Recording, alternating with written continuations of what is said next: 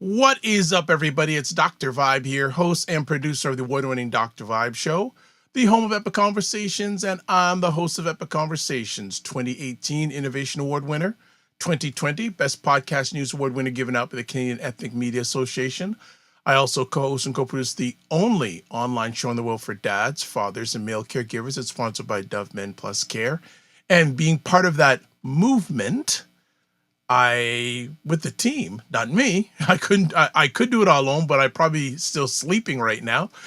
We've reached out directly and indirectly to over 400,000 dads, fathers, and male caregivers around the world. And I'm speaking that either late this year or early next year, I'll be able to say 500,000. We're speaking that. But as always, I'd like to say you're blessed, highly favored, a magnet for miracles, solution for someone's problem. Good morning, Ryan Knight. We're hoodie brothers today. Let's go, Blue Jays. Let's go. Let's go, Blue Jays. Let's go. And I am prepared. I am dressed for all types of weather. Just in case it gets hot, then I can just be like, you know what? Let's go, Blue Jays. Let's go. Let's go, Blue Jays. Let's go. Just in case, prepared for all situations. Blue Jays got it done, sealed the deal, got away from the mysticism of the New York Yankees that tried to pull out weird voodoo type stuff in game 3 just so Aaron Judge could have his moment. Put that up on the, history of flops.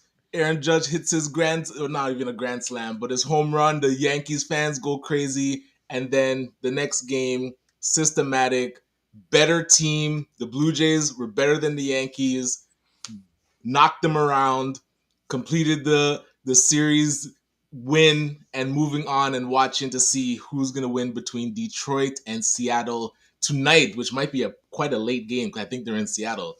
But all that to say, if those don't know who this Blue Jays fan is, my name is Ryan Knight, one of the co-founders of the Afro Caribbean Business Network. We support entrepreneurs of African and Caribbean heritage, really to figure out what stage their business is in and help them create a strategy to grow their companies exponentially. And I am an entrepreneur myself. I do run a company called Detailing Nights. So we provide mobile, waterless car cleaning. So we go to people's houses or their offices, clean their cars on the spot without using water, and our plant-based, eco-friendly cleaning supplies. And as I mentioned, dressed for all types of weather. Morning starts crispy, chilled, gets nice in the afternoon, and then crisp in the night again. So fall is definitely here, but I'm hoping it lingers until December. So we got a good fall season. How do I follow it up? And you know what, family? Whether you're watching it live or the replay, it slipped my mind that Ryan was going to come in with the Blue Jays thing today. It's totally Let's go, Blue Jays. okay. All right. So what was that third game, though, was a little bit of a Listen, I could not sleep after oh, that game oh, because I was telling my best friend Darren, I was like, you know what? The only thing that the Yankees have over the Blue Jays right now is mystique. You have to stay away from moments where just weird miracle things can happen. And so that's what happened in game 3. We were up 6-1. So we were the better team, but then yes. error that caused the first run where second baseman bobbled it, and then they chipped away, got it to 6-3, and then the error where the third baseman dropped it that caused the two base runners to get on, and then Aaron Judge comes up in this mystic moment to be able to. He hasn't had a home run all postseason, and he hits a 100-mile-per-hour fastball that is almost at his chest, this far inside off the plate, and hits it off the foul pole. If that doesn't scream mystique, like that should not have happened. So, but hey, by all means, Aaron, and this is what I mean. Aaron Judge was destroying the baseball all series. I think he batted over 500 against us. Yes, So he did. Yes, he did. don't even let him get that opportunity. But we did. That's okay. If I can Right? politely interrupt you, never let, as much as possible, never let the best player on the team beat you. I would have walked him. Yo, nibbling on the outside corner, like nothing close. I Like would have intentionally walked him. I don't know about intentionally, but I would say force him to hit some because hey, Verlander had him 0-2, so that's why the pitch selection is so weird because stay away from especially his hot zones, man. So yeah, but I love that Verlander came back in Game 4 and actually started the game. The pitcher that gave up the home run and started off the mysticism of the Yankees because New York was buzzing. Like I don't know if you watched the people on No. YouTube that review games up till Game 3. They were in a depressive state, Yeah. and then that game kind of reinvigorated them. But then Game 4 shut it down, and I was not. I'm telling you, I was totally against this bullpen approach. So for those that might not watch a lot of baseball, usually you have a starting pitcher so, like Garson and the Savage, Trey Savage, the Savage. So they were the starting pitchers in Game 1 and Game 2 and did excellent. And then the bullpen comes in after. So now, because we didn't have, I think we only had 3 starters for the series, and the rest were all relievers. So 10 relievers.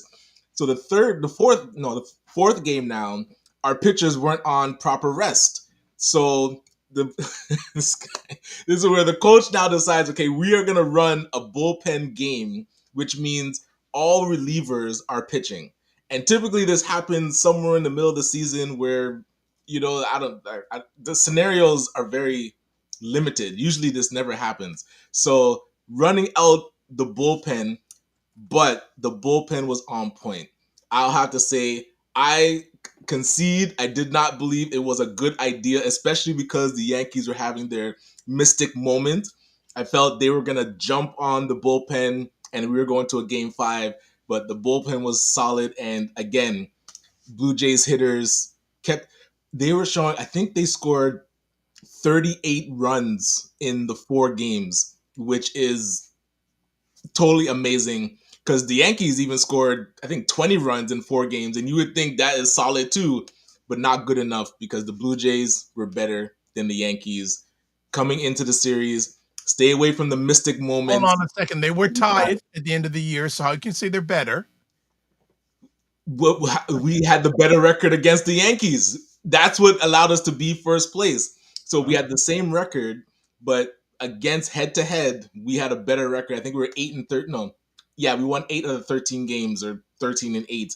So we were better than the Yankees all year round, head to head, which means we got the tiebreaker. That's why we had home field advantage, and we proved it. It wasn't a fluke, and that's why I think New York fans were perplexed that these Blue Jays were smacking around their Yankees because we had the same record. They're like, we didn't even notice that the Blue Jays were the same record as us, but we're still gonna dominate them because remember the Yankees are coming off a World Series appearance last year, so it's World Series or bust for New York, and it busted. So enjoy Cancun, and as Vladdy Guerrero said, the Yankees lose. Okay, so you just watch our segment Night Sports on the Morning Vibe. We could go on and on about this. Other than that, Ryan, anything you want to share happened during the week? I don't That's even it. The remember week is Blue what Jays, else right? happened during the week. Everything else is secondary, right? All Uh, right. yes. I was at Elevate. Okay, yeah, that's happening. It ended or it's still going? It ended, Ryan. It was on Wednesday and Thursday. No worries. Nice. Yeah, So how was it? it was very interesting. Just 2 or 3 quick things. The Black Innovation Zone was there again this year, but Oh, nice. last year it was in the main floor of Meridian Hall. Okay. But this year it was in the St. Lawrence Center, which is a building beside in the corner in the back. And they were there for 2 days, but it was interesting that saying, I'm going, yes, things have changed. Black Innovation Zone is not in the main hall anymore. Gotcha. It's off to the side.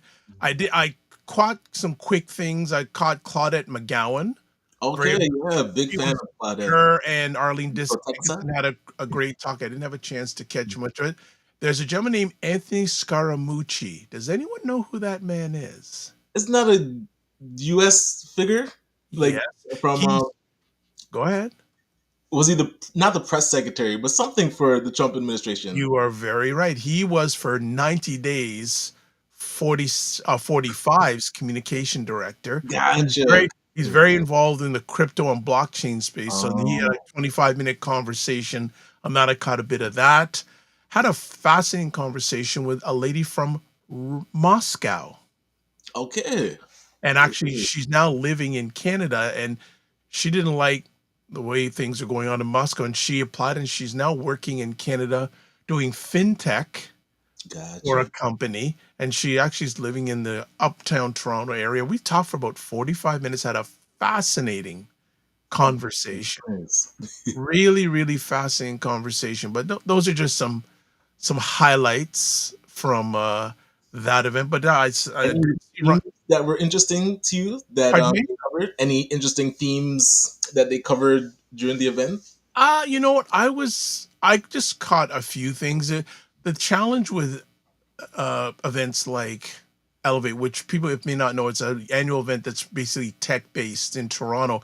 There's just so many things, and there are a lot of things that collide and um go on at the same time. So I caught some things, but just so much of the things I wanted to catch. I caught, and I ran into some people down there. Some people I hadn't seen for years, Mm. and saw some other interesting ideas. It was good to see the Black Innovation Zone. I thought it was interesting how they where they were placed. Or at least they had a spot there, but they weren't on the main floor like last year. Because remember last year when you went in, you turned to your left and bang, they had this big huge Yeah. space.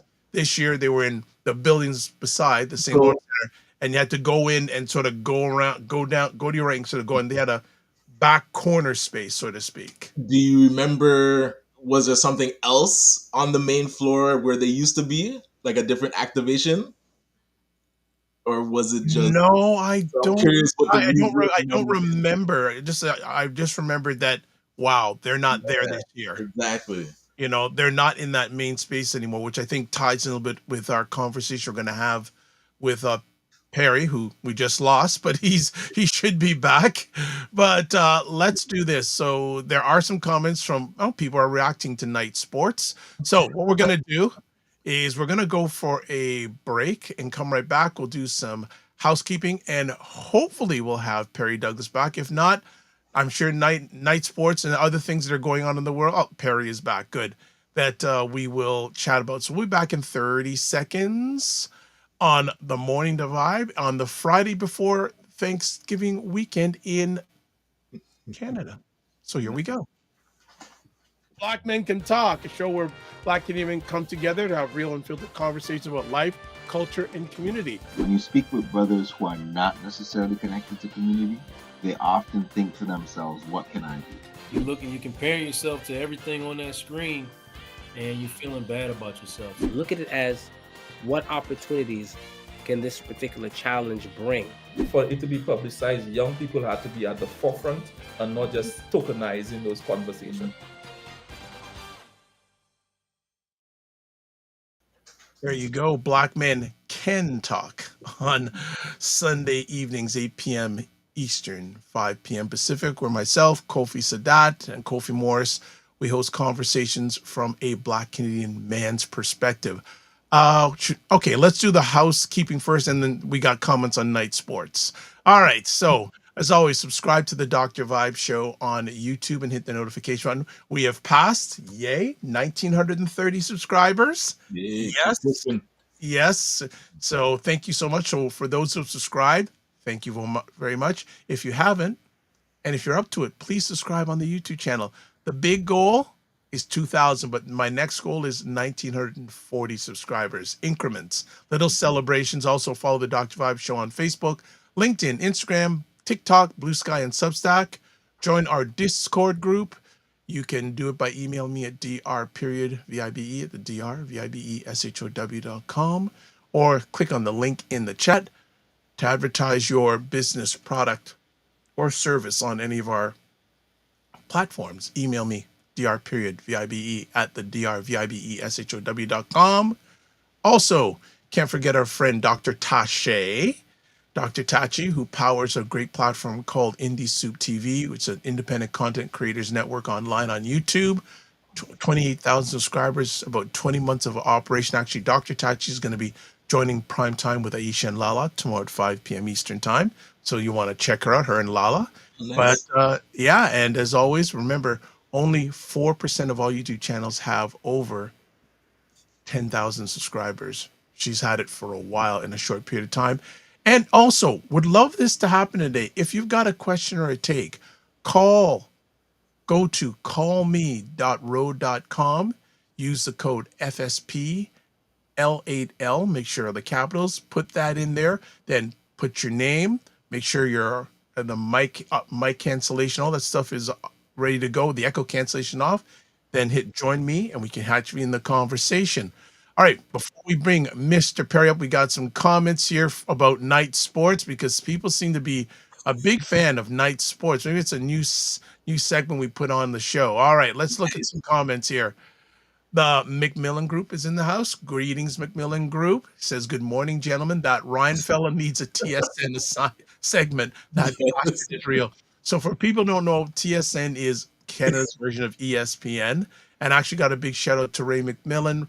He allowed me to join him and his wonderful son, Stefan, a great conversation we had about collaborations earlier on this week. Good Oh, and here's some historic news for anybody that watches TSN. They might remember a gentleman named Darren Detition. Yes. So I got to go to TSN and interview because Darren Detition, I met him and he brought me in for like a tour. So I got to get a tour of when I think they're still there in Scarborough at McLevin, or was it? No. It's McCowan 401. Yeah, the building there. Yeah, but the actual street is like where McLevin ends and it goes down to 9 Channel Street. Okay, Channel 9 Drive. On the highway. Channel 9 Drive. So I got to go and into that. Oh my gosh, that would have been like 20, 25 years ago. I wonder what he's up to. I know he had a health scare. Yes, he did. He did. Yeah, that's a good question. We'll need to follow up on him. All right, Food Planes in the House says, hi, Dr. Vibe and Ryan DS here. Ooh. He also says, congratulations to the Toronto Blue Jays who defeated my New York Yankees. He also says, want your breakdown. He said, well said, Ryan, your analysis. And he says, Blue Jays kicked our arse. And he says, Dag, you didn't have to say smack us around. And he says, ouch. Oh, he says, ouch. And he goes, I'm happy. He says he's happy for Canada. Yeah, appreciate that. And he says, congratulations to the Dr. Vibe show. By the way, Food Plane, your latest post, I don't remember, I saw it and I read it. Oh, it looks so good what you were making, by the way. Ooh, and he also says, what's the vibe like in Toronto and Canada with the Blue Jays getting closer? Well, correspondent, what's the vibe? Hey, they're the only team left in Canada. So there's definitely similar with Toronto Raptors, where it spreads out across Canada because it's the only Canadian team. So yeah, I'm seeing because the Maple Leafs just started their season. Some of the cities are doing their watch parties. So Mississauga created the Bird's Nest in their celebration square. So I'm not sure how many other cities did it, but yeah, it's starting to bubble. Okay. Good morning, Derek T. Tuggle. Good morning. Good morning. Good to have you here. Says hello to myself, Ryan in the Food Plane. He says good morning. Oh, in the house, my man, Ryan Dundas. Good to have you here this morning. Hope his wife laid it down on a speech this week. Laid it down. She went back to Carleton University, where she graduated from, and she put it down pat. Gotcha. She was so much respect for Camille Dundas. So much. And Food Plane goes, hello, Derek. Nice. All right. So We haven't had our friend on for a while, this gentleman named Perry Douglas. And I think he reached out maybe a day or so ago to me and about a 6AI project, which I am using, and I'm sure you may talk a moment about. And I said, hey, I saw this article. Would you be willing to come on? He said, yeah, let's make it tomorrow. I go, ah! and, and so tomorrow, yesterday during the day, I was at Elevate. So I had originally set this up to be a Freestyle Friday, and he confirmed last night around 8 o'clock. Let's make it tomorrow. I go, oh my gosh, I had to change everything up, but it was worth it. It was worth it to have Perry on. Let me just see one or two more comments. Oh, one more thing, Ryan. Cubs versus Blue Jays World Series. I need to see what's happening with LA. LA won last night. Yeah, so it's LA versus the Cubs first. Well, so, Cubs in Milwaukee have a fifth game. I think it's tonight. Wasn't that yesterday? No, they still have won. Cubs won. I think that series is still going on. Oh wow. Okay. Yeah. And that was the last says could be Derek. But let's get back to the main thing today. See, the Cubs aren't even past Milwaukee. We're talking about the World Series. Listen, LA, well, the Phillies made it interesting, but LA they look like they're right back for their World Series, so we'll see. All right. Another thing for people, if you want to contact any of us, in each one of our squares is a QR code. So you can scan and it'll get you right to where you can get a hold of us. But you know what? He's in the house. Perry Douglas is in the house. As always, we look forward to having him. So, Mr. Douglas, how you doing, man? Not bad, not bad. How you guys doing? Outstanding. Very good. Outstanding. Good to have you as always. What's been going on in your world? Nothing, man. Working hard. Nothing. Well, a lot. And I hope you two gentlemen are using this software. And by the way, I don't know if Ryan knows about, but actually, well, I'm waiting for my demo. I sent a note. Ryan, I sent you your email. Did it go in junk or something? You said we were gonna do a demo, so you'd walk me through it, so we know kind of. Oh, okay. Well, no. What I did is I sent you the link. I sent you a password, and you can just start yourself. Yeah. Okay, gotcha. All right. Actually, you don't need. Just start talking and go. But if you want to have a demo or something with me, no problem. But people are just using it, and it's better that way, you know. Yeah. Gotcha. Yeah, Perry. How would you describe it? Like, how would you describe it to a person that is new to AI and might want to tinker with it? Like, what does this focus on? You started with the hard questions, with the good questions, though.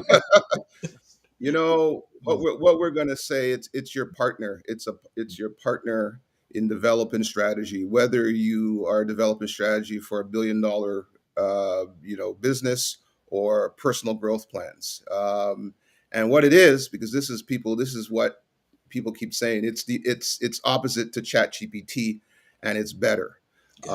So we feel pretty good about it, and we're making progress in the provincial, municipality levels, corporations, big nonprofits. We're doing well. So try, like I said, everybody. Try it for yourself. Remember, this is only AI 1, right? It's not the full 6. We will send you the upgrades 2, 3, 4, 5, 6, and then you'll have the entire package out there. You know, Perry, I thought about you yesterday during one of the talks at Elevate, and a lot of talk about Elevate. Actually, the one hall was basically all AI. They were back to back, and a gentleman, can't remember his name, he said, you have to know about AI, but you don't necessarily have to use it. He said, you have to know about it. You may not necessarily use it, but he said, if you have to know about it. Yeah, no, you definitely have to know about it. But I think the messages about what AI is has been misleading. My son was home yesterday and he was on the internet. He's like, Dad, AI has ruined the internet. You don't know what's real. Everything is fake. You go through these ads, they're fake. Everything is fake. So much AI stuff. Yeah, so there's a big problem with AI, and my company 6AI is not 6 artificial intelligence, it's 6 applied intelligence. Okay, so we have to know about it, but there's a lot wrong with it, and we're in an AI bubble right now, which will pop. But yeah, we should know about it, but we should also understand, take the time to understand it, of what it can and cannot do. I think that's really what's important. I know we could go down the AI rabbit Yeah, hole, yeah, maybe not now. It's not. but I just want to get one more thing from you. You would say it's gonna pop. What do you mean by the AI is gonna pop? What does that mean? What does that? So you remember in 2000 how the dot-com Yes. market popped? Well, this is going to be a pop of epic proportion, because the entire U.S. economy has been built on a promise of AI, right? On a promise that AI will revolutionize everything, replace people, add so much efficiency. But the reality is, let's take ChatGPT. The reality is, ChatGPT has not even penetrated 5% of the corporate world in terms of people using AI. Mm. And Nobel laureate professor over at Darren Akongu, I know I just butchered his name, Nobel laureate MIT professor, came out with a report the other day that really AI may only add 1% to global GDP. So what we are in is, we are in a hype cycle, and hype cycles, this is nothing new, right? So the same way we were in a big hype cycle when the dot-com bubble burst, we are in an even greater one, because all of the things that AI was supposed to do, Sam Altman, OpenAI, where it was supposed to, ChatGPT, where ChatGPT 5 was a bust, right? Where we're getting closer to what they call artificial general intelligence. That's science fiction. Okay.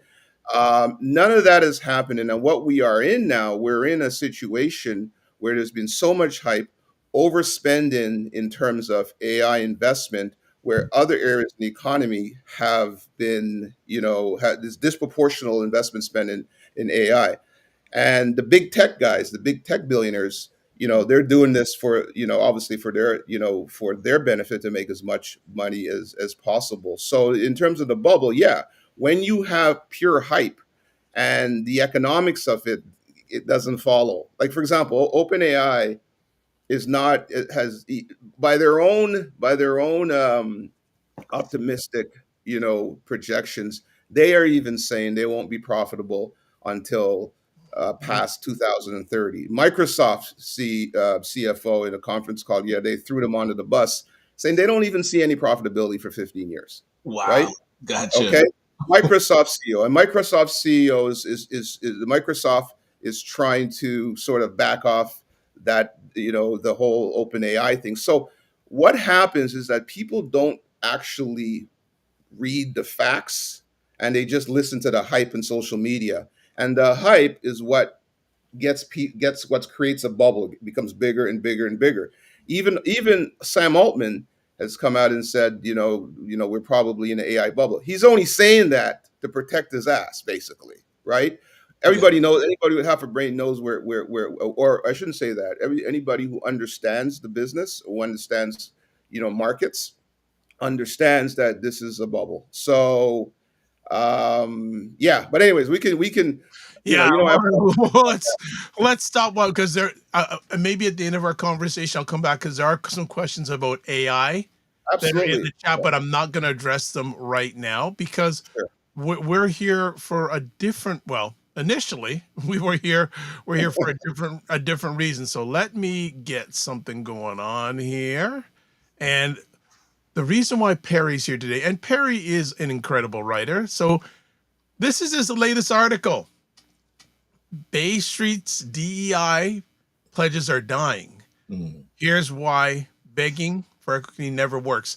Now, this is on buyblacks.com, and I'll share that link with you. And also, I've shared the link to this article already in the chat on all the platforms that you're watching. Now, before we go any further, Perry, I think first thing first, we have a number of Americans watching. So Yeah. can you educate them what Bay Street is, and then let's lead into the conversation?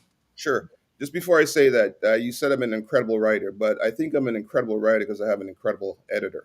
Yes, we mentioned her. Camille, We mentioned about Camille, Ventura again. yeah, Camille is man. You know, she takes my stuff. He's like, oh, yeah, I should say that. Yeah, yeah. You know, so she's an incredible, editor. And I definitely want to say that. And she's going to be she doesn't know it yet, but she's going to be the editor of my next book, which is in progress. Oh, So, okay. so All right. anyway, sorry. For the Americans, Bay Street is your equivalent to Wall Street. So whatever you view, or however you see Wall Street, Bay Street is Canada's Wall Street. It's as simple as that. Okay. Yeah, yeah. Let's get into some questions about the article. What motivated you to write this piece at this time? So, because You know, what's changed on Bay Street between that 2020 and today? it wasn't necessarily much change in Bay Street, but what happened?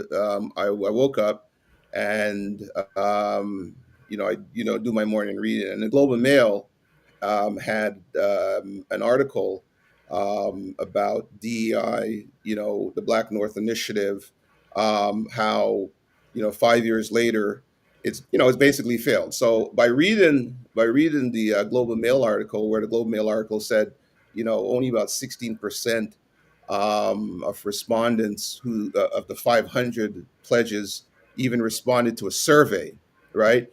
So what sparked me is I read this article, and remember back in, I don't remember, was it 2020 or 20? I can't remember, but I wrote that article, about the Black North, Yeah. in of the initiative. Winter has come in the peril of the Black North, and a lot of the things I said in that article have come through to a T, right? So I just wanted to give a better perspective, not bashing Black North or whatnot. I wanted to take it to an intellectual level for people to understand the fundamental flaw in the CEO pledge that the Black North Initiative did. So basically, it was a Globe and Mail article that woke me up. I wrote it in an hour, sent it to Wow. Camille. She says, "Oh, I like it, but we're going to have to edit it." I said, "No problem." I was That's kind it. of like, "Okay, yeah, she's gonna do the work for me here." And what a lot of people might not know is the pledge was a 5-year term. So it actually ended, I think, just now, like 2025. And the article, as you're saying, was showing what metrics did they hit based on what the pledge was asking.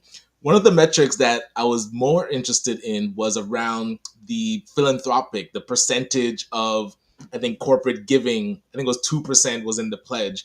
And I didn't see them being able to get those numbers out of companies and say, like, how much did they actually support other Black organizations and Black Yeah, entities with. So I was curious your thoughts on the elements of the pledge, and then is yeah, there a way the pledge could have been worded better, or was the yeah. pledge just a bad idea from the beginning? Yeah, the crux of the article really is that this is not how you achieve power, right? Power flows not from top down. There's no evidence in history where if power flows from top down. Nobody's going to give up their privilege. Power, flows from the bottom up through economics, right? So the whole idea of the pledge was fundamentally wrong and it was incoherent, right? You can't force people. Everything is bottom up. You can't force people to put people in management positions. There are people in power. Like I said in the article, really, if you want to, I give this thing to my accountant. My accountant is South Asian, right? And it's very successful practice. Every single person there in his office is South Asian. Yeah, there might be a couple white folks. There's a Black girl there who I deal with, but in the senior management position, it's South Asian. That's how the world works. So if you don't fundamentally understand how power works, and if you don't understand how things flow from the bottom up, you're doing so. So my thing is, Black North did more harm than good, right? Yeah. So, but the other thing with Black North too is that it was an emotional thing. It was just something, in the leader of Black North, wanted to be seen, wanted to, like, came out of nowhere, right? And I have a problem with that. I don't have a problem with anybody in their business and their hustle and their success. But when you now try to take it to the Black community and do it for reasons that are for your own self-aggrandizement, then I got a problem with that. So it was doomed to fail because it was fundamentally not based in reality, right? And at the end of the day, reality prevails. We can't, like, there's no all I say is that you show me any model or any society that's been able to grow from schemes like this. Okay, like the article Salam Waiting. But I use evidence, right? And there's no evidence that shows that. So we continue to distract ourselves by doing things that are not aligned in reality. And when you do things that are not aligned with reality, reality always wins. There's no alternative universe. There's no safe spaces in the universe, right? Well, and that's where I was curious your thoughts on, like, what would have been a better approach, because now these companies, corporations, they're there. Should there Yeah. been a request? Like, was there a better request that we should be asking of the powers that be, or is it more just sticking to kind of building our own and not even interacting? Because I'm curious, the better approach. Yeah. It's the latter. Yeah. There is no approach like I said, that works. There's no approach. You're wasting an incredible amount of time. The only approach will work, like I said in the article, like the Jews, the Asians, the Italians. We gave 3 examples of communities that came here and built their economics themselves. And when you build the economics yourselves and you own companies and you have equity, you can name whoever you want to the board. You can name, whoever you want. You can call up your friend and say, hey, you know what? Can I get a job for my son or daughter or whatnot? That's how it works. True. Right. So by and I have a problem with leaders in our community. Okay, since George Floyd, leaders in our community have create things for opportunities for themselves, right? But they're using our community and they're giving harm. So the stark reality is economics is not it's not a morality play. It's it's a power play, right? I wrote that in the article, but Camille edited it. Oh yeah. But she said it much nicer. But for me, Yes. it's a power play, and if you don't understand power or how power works, it's gonna be pretty difficult for you. Okay. Gonna take a really, really quick break, and we're gonna come back and we're hanging out with Perry and we're talking about economics and equity amongst a number of things. So we'll be back in 10 seconds. You are watching The Morning Vibe, where Dr. Vibe and Ryan discuss important subjects between themselves or have conversations with people who you need to know about. All right, we are back with Perry Douglas. There's got a comment here. JJ Mars, what is up, JJ Mars from Colorado? He says DEI backlash was in effect shortly after it was initiated. And he says it was marketed as something of a guilt relief stunt after George Floyd unaliving. I agree. Actually, someone at the conference said, oh, so I mentioned how the Black individual was moved, and they go, oh, what are you mentioning that for? It says, the George Floyd blood money is dried up. And they sort of looked Absolutely. at me. They sort of looked at me, and I go, I've never heard that put that way before. I say, do you disagree with me? And they said, no. So I have a conversation piece. When you say in the article, DEI pledges are dying, what specific indicators or behaviors are you seeing? Budget cuts, program stalls, talent exits, reporting silence? How you want to answer that? There's nothing happening. That's all. There's nothing happening. I mean, that's the bottom line. And, the JJ Mars's comment is correct. How it was pitched as guilt, right?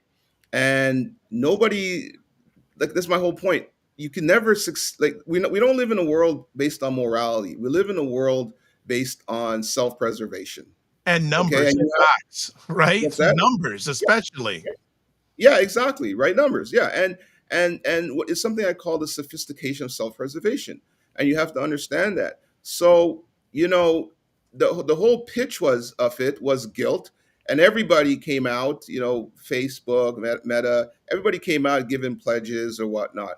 So what they did, and this is the whole thing of why the Black North Initiative, what I said, they got suckered too, because the CEOs basically said, oh yeah, we'll sign this pledge, look in a PR perspective, and do this, but then we won't do anything, right? Yeah, So a lot of them so the ignored it after. yeah, so the Black North Initiative leadership got suckered. Oh yeah, we'll sign this, but by signing that, it gave them the ability to say, hey, we signed it, we're in support. But actually doing something now was a different story. So for me, I answer that question, well, just look at what's happening. Okay. And I'm not going to get in, I'm not here to like, it's not DEI in terms of fundamentally what it is absolutely correct. I mean, anybody knows that you're stronger with, through diversity. You see what's happening even in the U.S. in terms of people from all over the world, India, Africa now, coming in, starting business in tech and all that. So you are better being diverse, okay? But when you pitch it, okay, as a moral thing, you owe me this, people start, getting upset, and people now, let's say white folks, say, I got to protect my own. Yeah. Okay. I got a mortgage. I got this. So it's not about necessarily black or white. It's about self-preservation. So people are going to start having their backup. Oh, you're coming for my job. It's not about the merit. Like, obviously, black people come into your jobs. Of course, they're qualified. It's a stupid argument to even argue they're not qualified. But then the people now in the position of power, like, oh, these people are coming for my job, and they become resistant to that. Okay, and then that's how DEI was taken down. So Ryan's question is still, comment before, you have to build your own economic systems, okay, and then build your own economic systems, build your power, and get into the real economy. There's no easy way. No organization is going to do it for you. No nonprofit is going to do it for you. We have to fundamentally invest in ourselves, invest in businesses, invest in the fast growing businesses in terms of technology. Okay. And then you create wealth. And that's how it works. The model is no different for any group of people, right? Irrespective of your past. You just have to deal with the reality of the world today. Yeah, Rouse, I'm curious if these current entities that are in power, is there any way for them to now, like, if we were going to make an ask, it's like, okay, things happen. We know that systemic racism's there. So if we're going to make an ask of these corporations or government to now guide us through how they built what they built, because I saw CIBC and their CEO like right next to the Black North Initiative right from the beginning. But would a better request have been CIBC to help the Black community create our own bank or create our own credit union? Is that been a better approach, or is it like, do we have to figure it out? Because it'd be difficult to figure things like that out from scratch. No, I don't think it's difficult to figure out. That wouldn't be an approach at all, because that's a paternalistic approach. That's a colonial legacy approach. Listen, I went to the same university, as the white guys. I have the same level of education as the white guys. I have friends, with similar.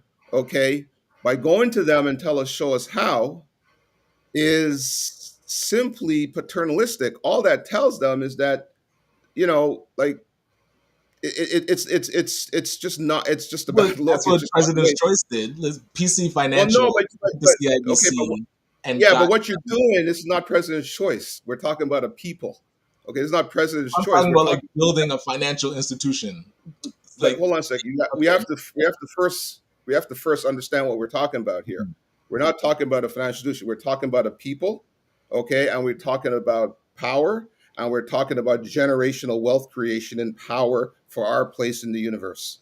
None of that, okay? Like Aristotle said it over 2,000 years ago. It's always up to you in the end, okay? And if you don't change your mindset, okay?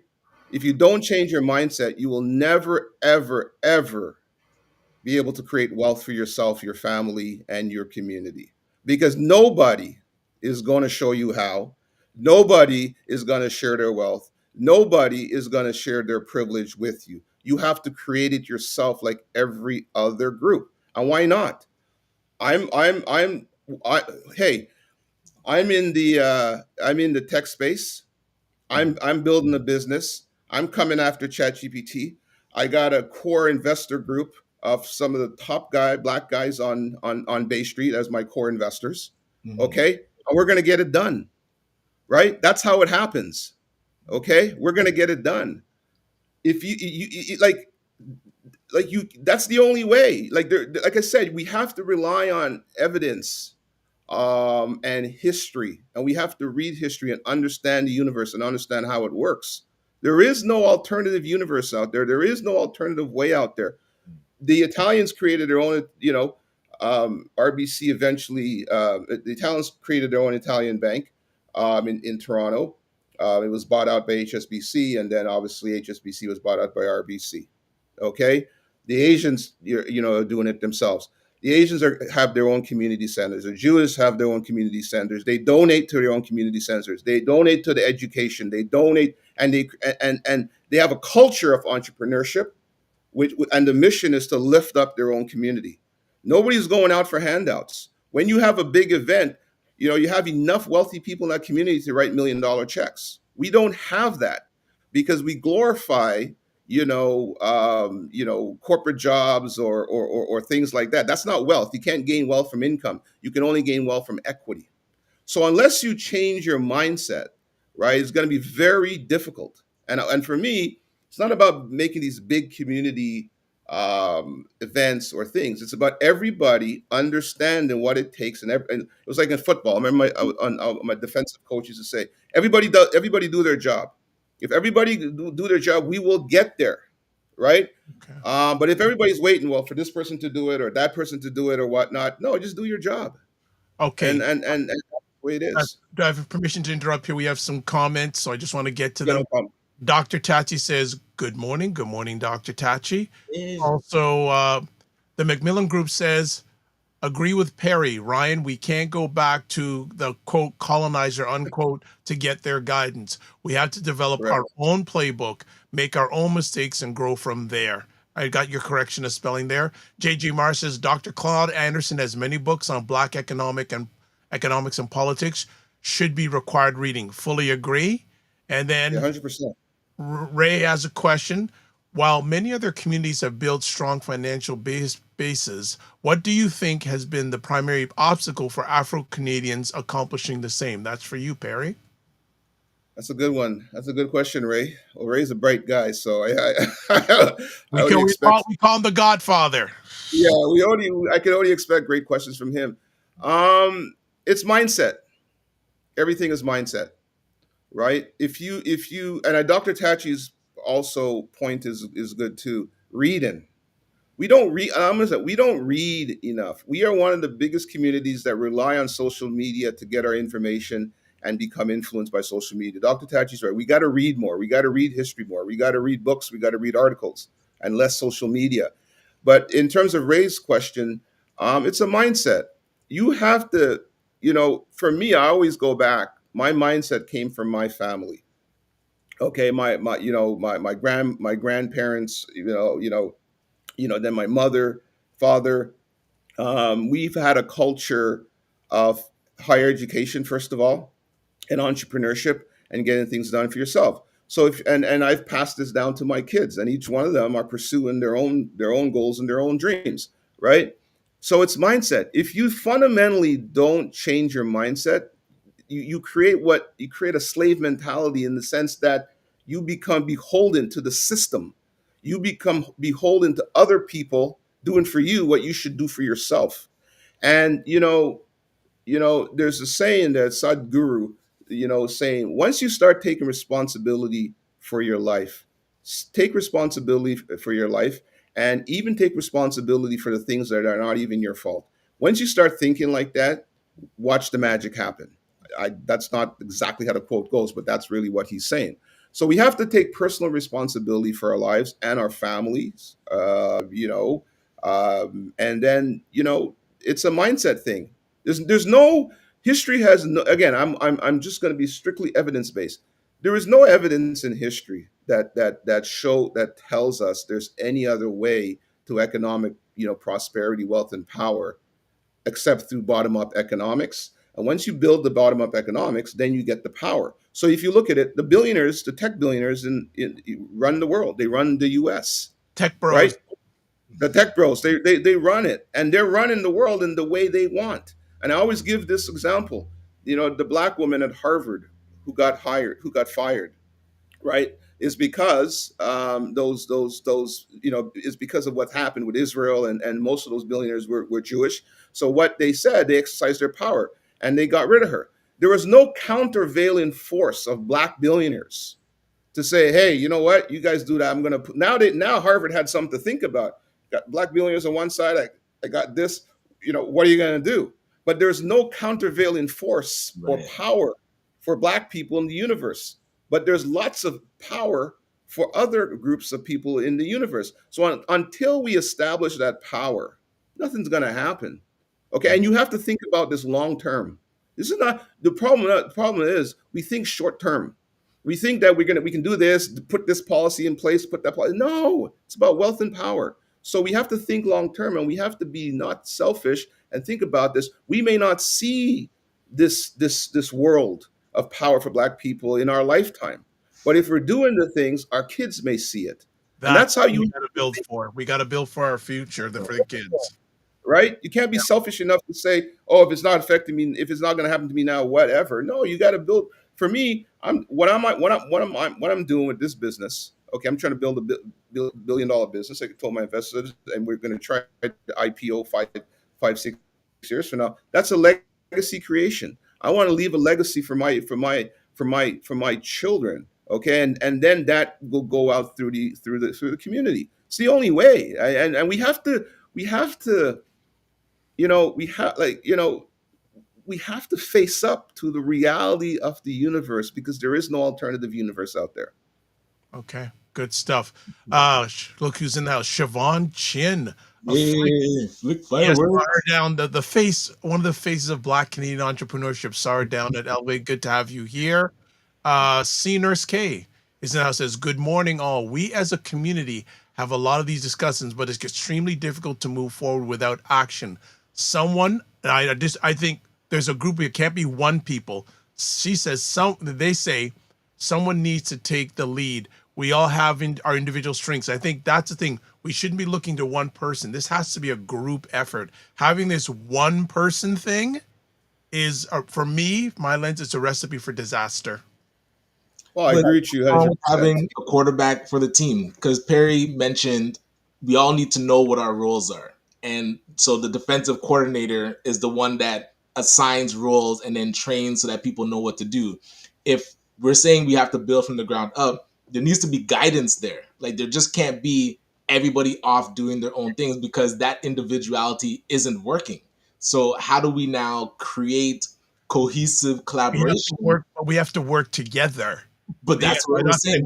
It needs to be led. It has to be purposeful. It can't just be random. So when I talk about getting guidance from entities that have done it before, and now you're saying we're missing certain structural infrastructure in our communities. There's no financial institution. There's no medical institution. There's no grocery institution. There's no police force. There's no counterbalance to the reality that we're in.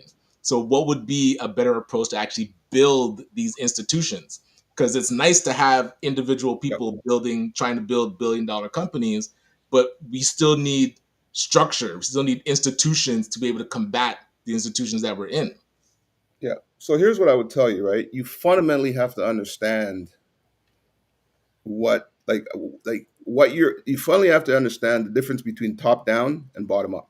Mm-hmm. You're talking about things from a top down perspective, which history shows it hasn't worked. You can't build through top down.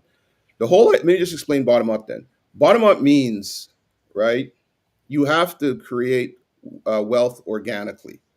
Okay, you have to invest with each other within your community. So, for example, I'm building I'm building 6 AI technologies. Mhm. I have 3, I'm not going to mention their names, but I have 3, Black guys who are investing with me, and to build a great technology company and create tremendous wealth for themselves. So that's how it is. Nobody has to teach you how to do that. Nobody has to teach. Listen, I remember when I was a kid. I'm from Grenada. My mother used to run Susu, right? And that, or in Jamaica they call it partner, right?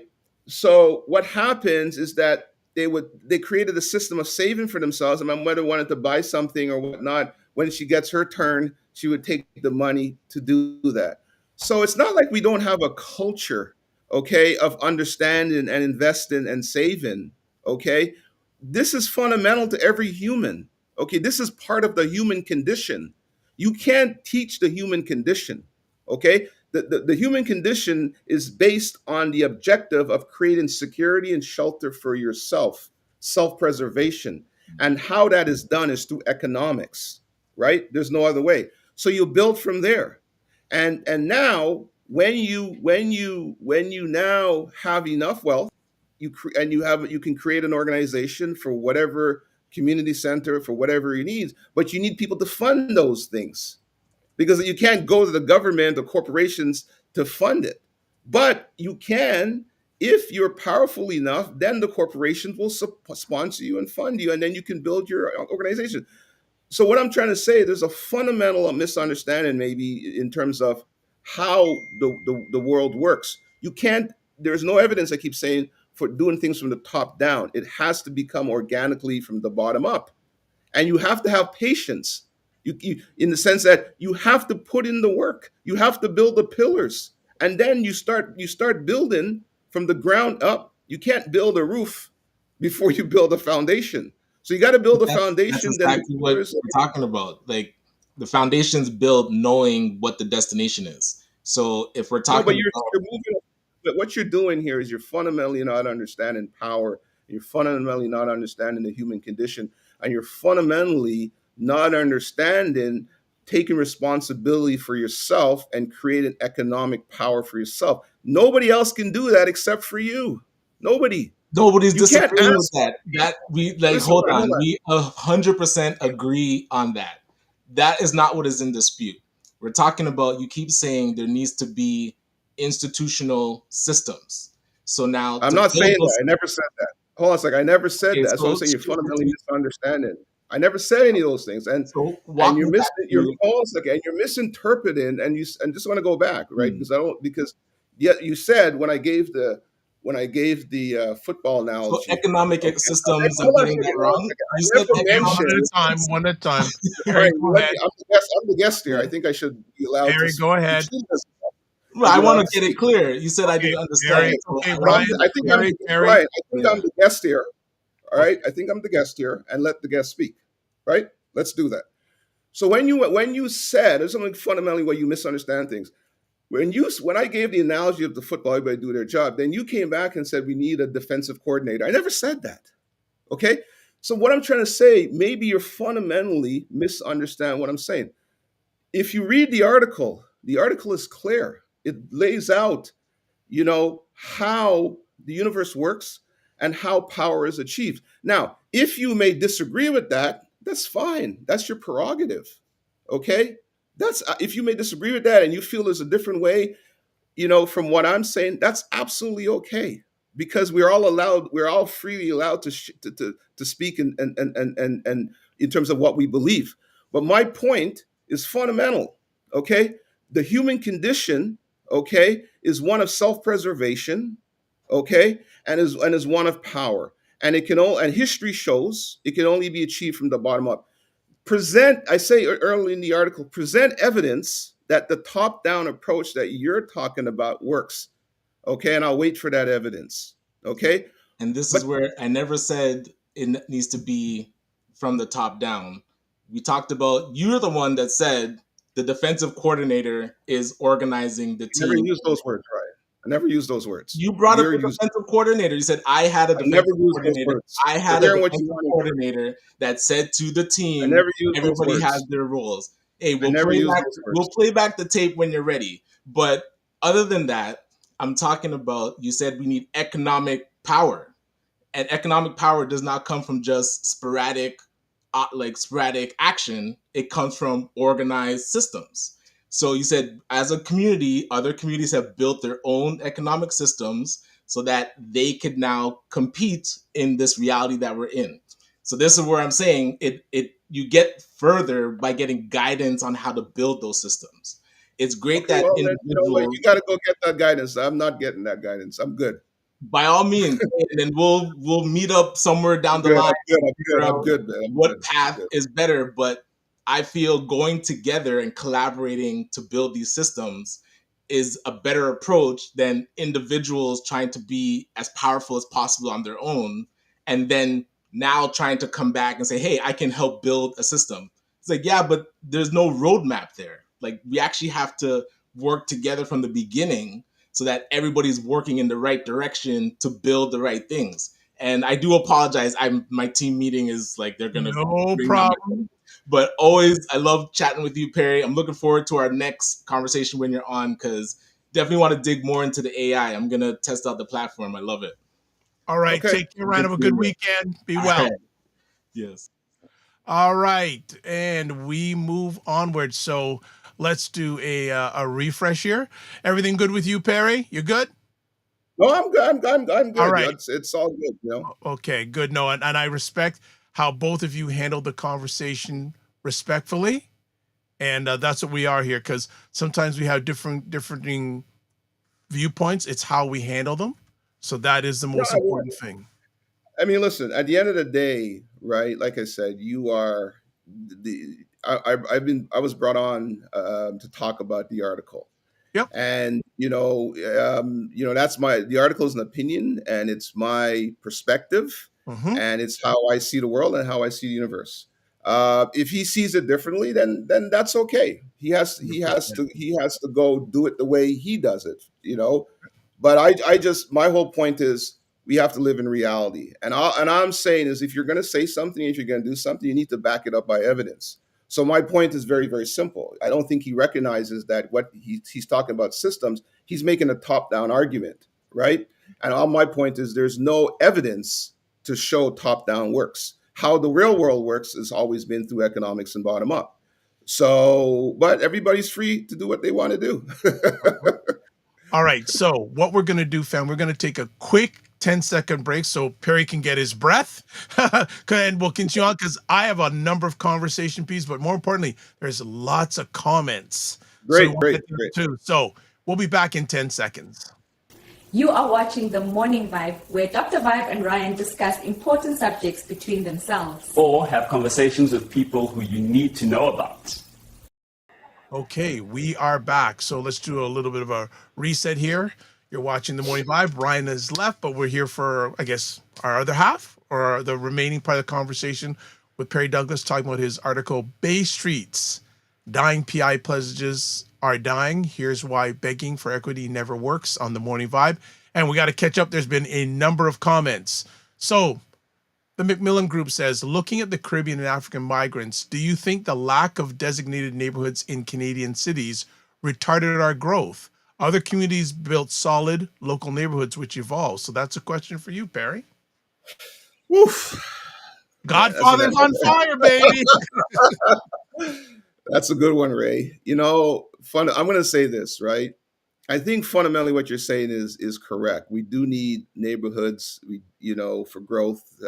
We do need businesses, not only from a sense of economics, but from a sense of pride. And, I'm going to say this, but I don't necessarily know where I'm going with this.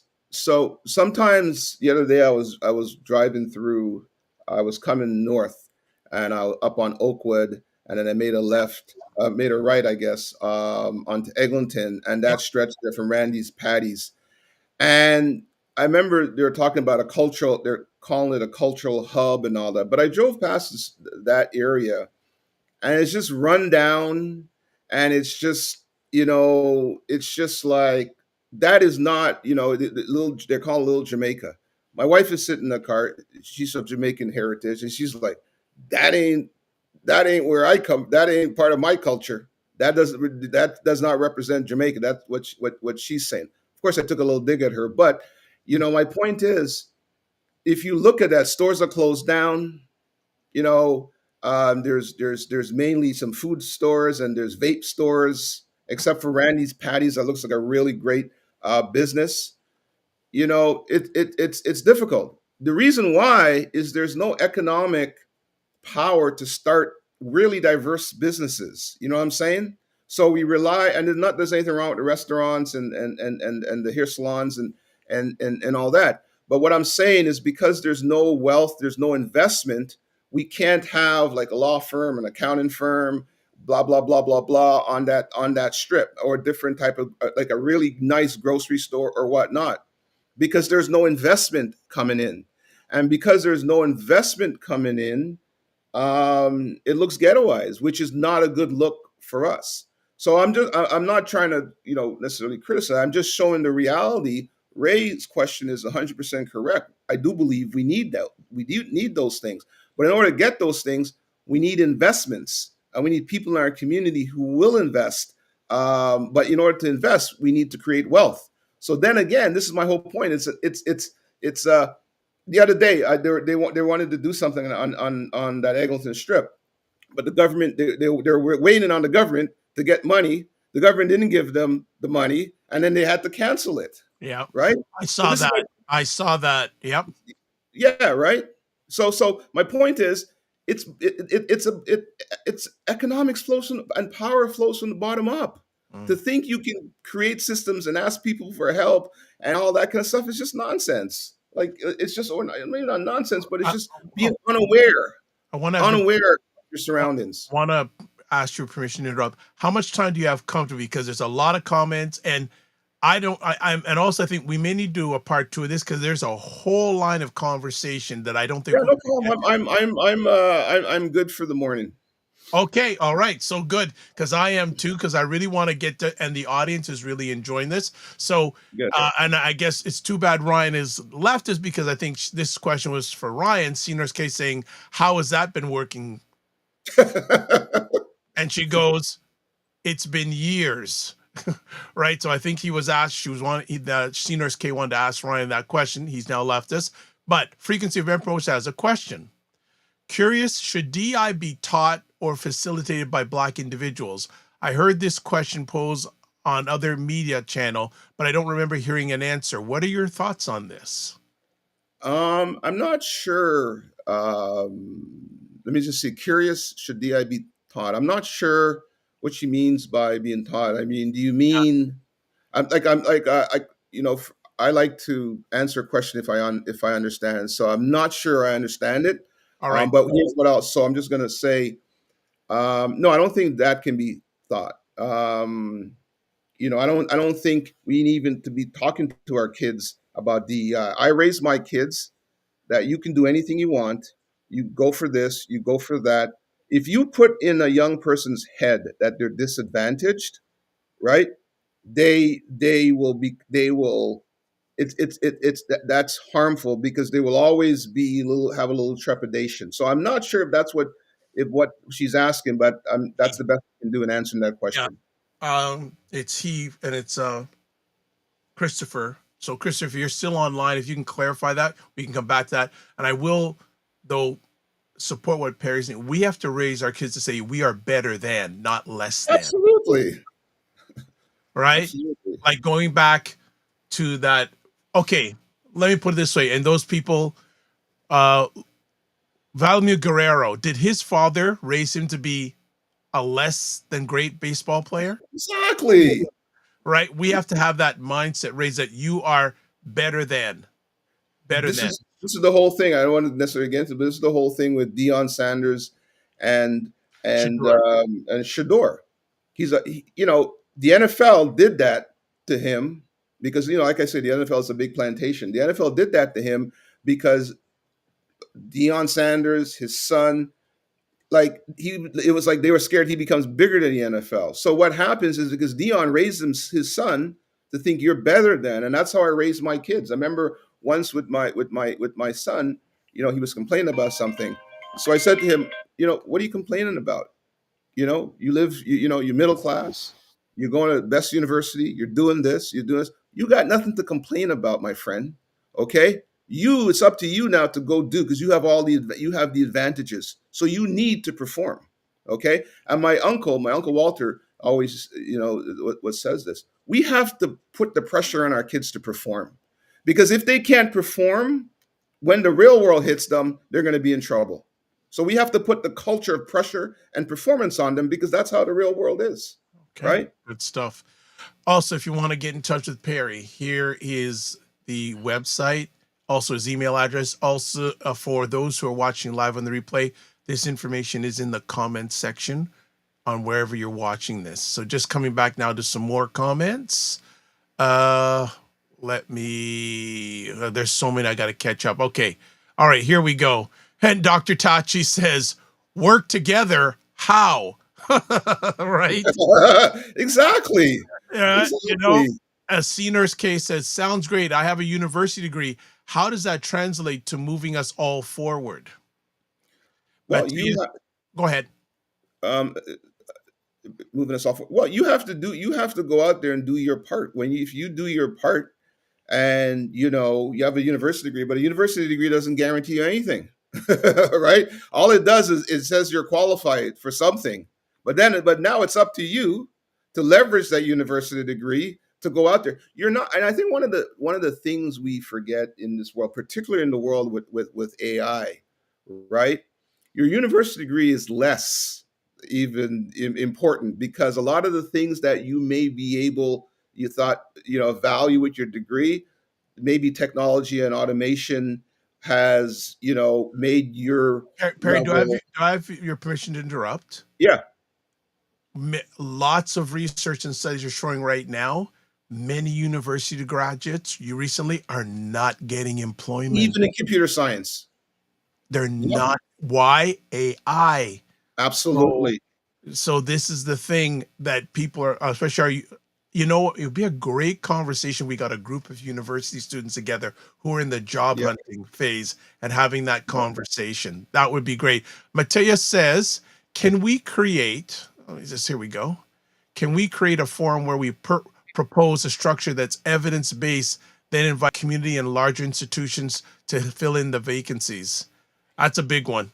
Yeah, that's my whole point. Again, I'm just really want to stress, and I think people should look up, do some reading on top-down economic development versus bottom-up economic development, and because that's my argument. I think that maybe people are missing that. What I'm saying, it can't be done top-down, because that's a top-down argument versus the bottom-up. So if you go read the article again, and then maybe do some reading on top-down economic development versus organic bottom-up, that's what I'm saying. So doing that is like it can't, I don't want to say nothing. It can't be done.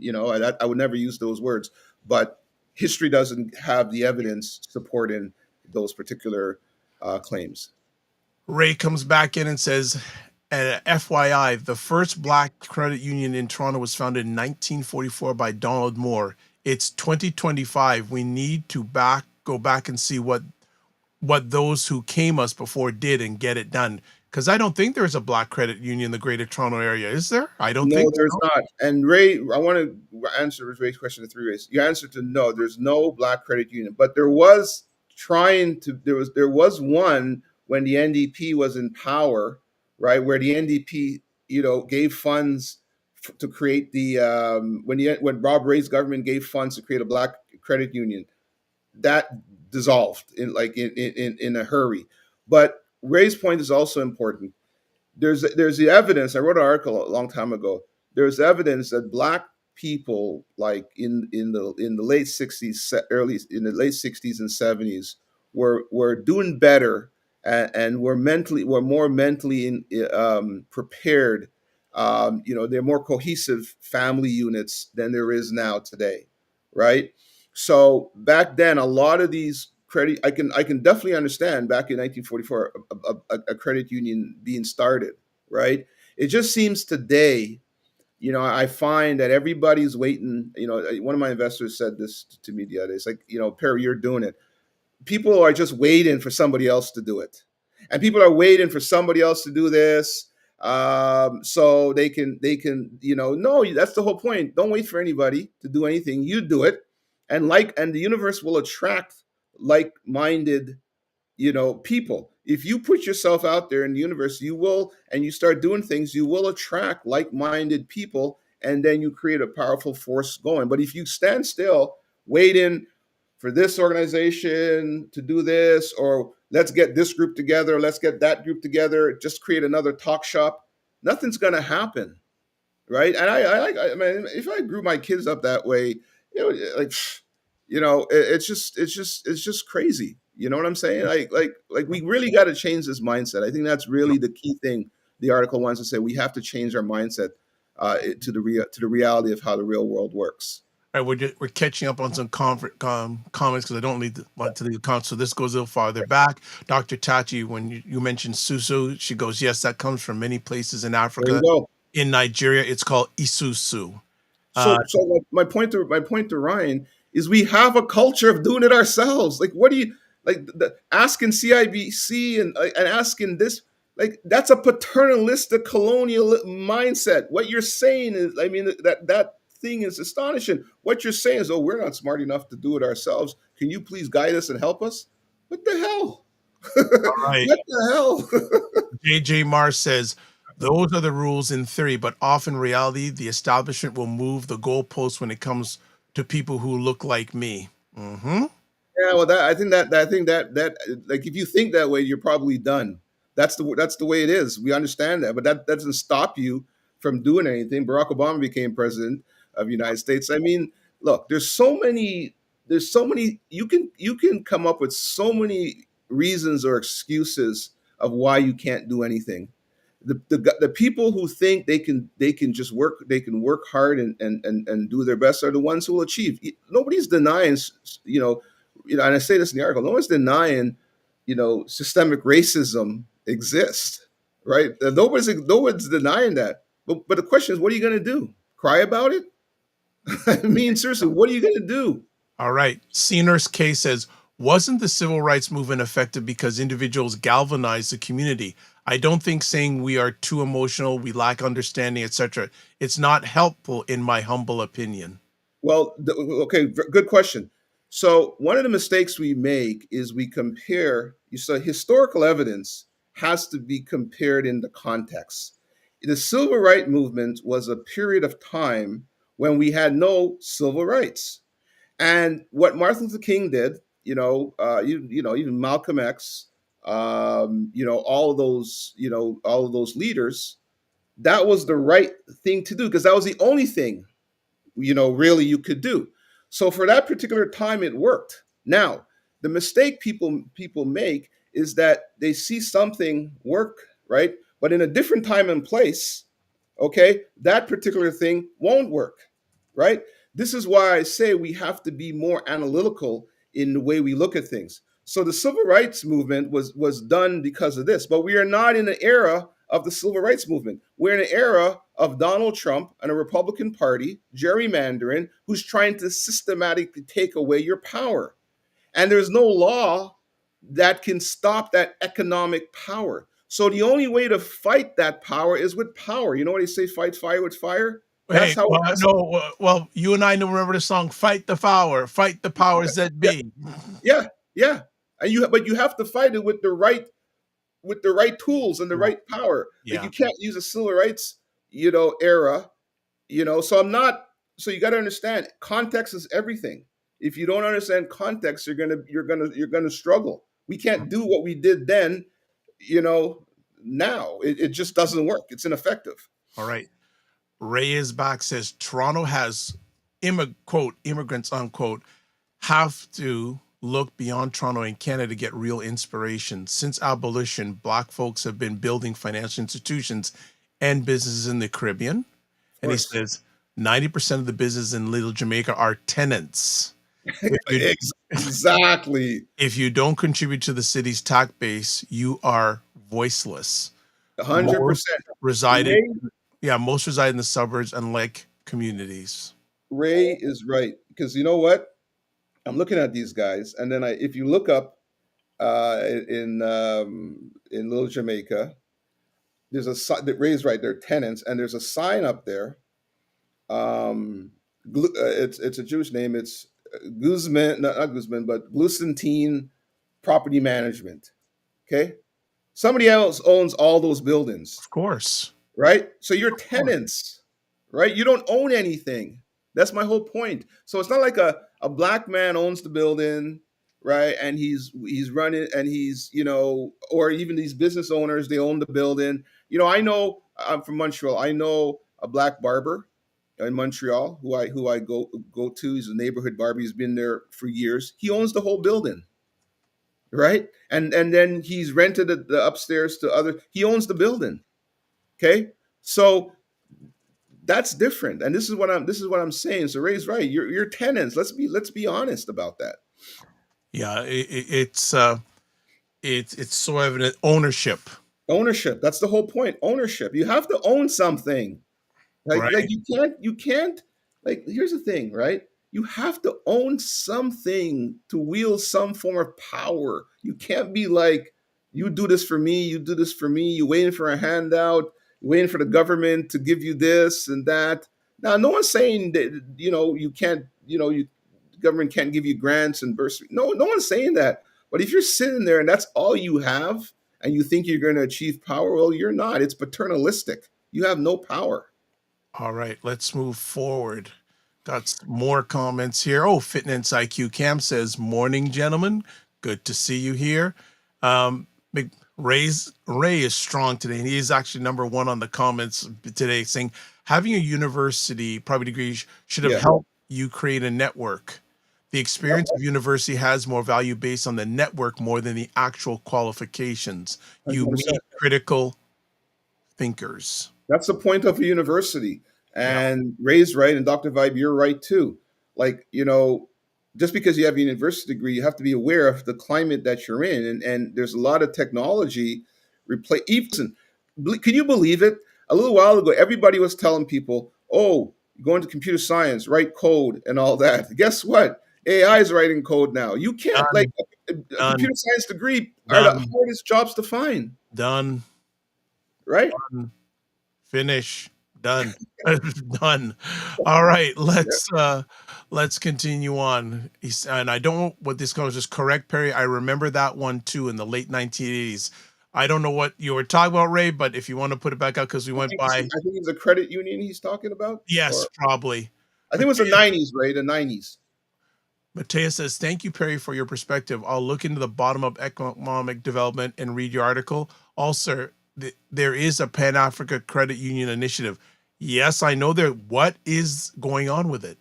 That's what I'd like to know. That'd be interesting, yeah. I'd like to know, because one of the gentlemen behind it was on the show a while back. Haven't heard anything yet. Roger Dundas says, okay, Perry is right. Neither Elon Musk, Bill Gates, or Mark Zuckerberg asked for any guidance. They just did it. We need to take risks in entrepreneurship. Yeah, no, listen, 100%.